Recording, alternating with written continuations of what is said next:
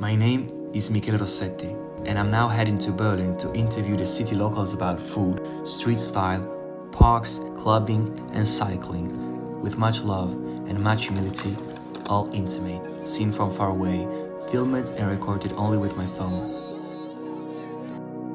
which observe everything as if it were inside a small room. My name is Michele Rossetti.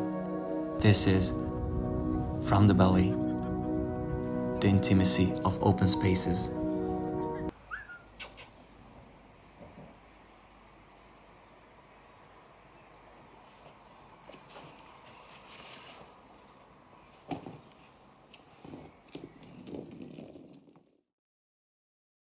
Street style in Berlin.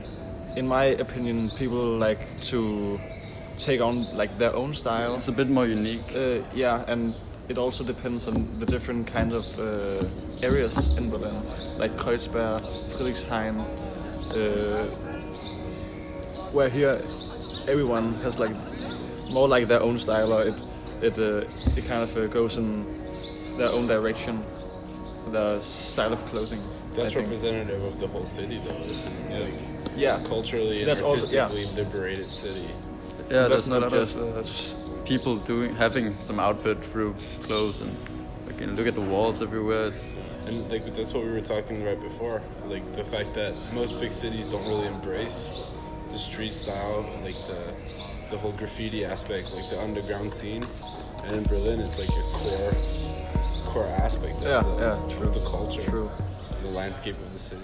So döner itself is obviously a Turkish thing, but the idea of having döner bread with like salad and a sauce and stuff and like vegetables, that was invented in Berlin. I'm not entirely sure when, but sometime in the 20th century, because there's obviously like lots of Turkish immigration to Germany. And it was invented sometime, I think, because it was more practical to be able to eat it while you're like walking somewhere instead of like sitting down and having it on a plate. And Spätis is short for Spätkauf. The idea is that it's open later than like normal supermarkets. You can kind of go there at night or when other shops are closed, when you've like forgotten to get something. And usually they have like kind of everything that you might need, from food and drink to weird stuff like toothpaste, toothbrushes, that kind of stuff. In Berlin there's like a culture like around it that's kind of related to the party culture in Berlin and to like the social culture in Berlin. Like it's really common, for instance, if you're on your way to a party, to get like a beer at a Späti further away.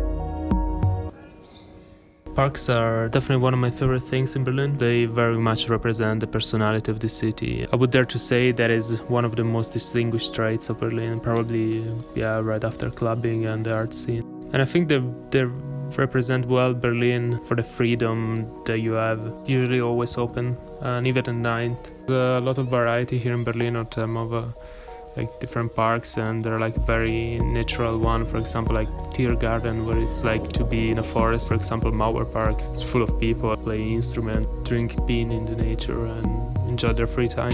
Or two parks that are like completely different from what you would find around. For example, like Tempelhof, which is a former airport that has been open to the public. It's this huge field of grass. You can see people like really into flying kites to skateboarding. I think if you experience it in the summer, you probably really enjoyed it as well.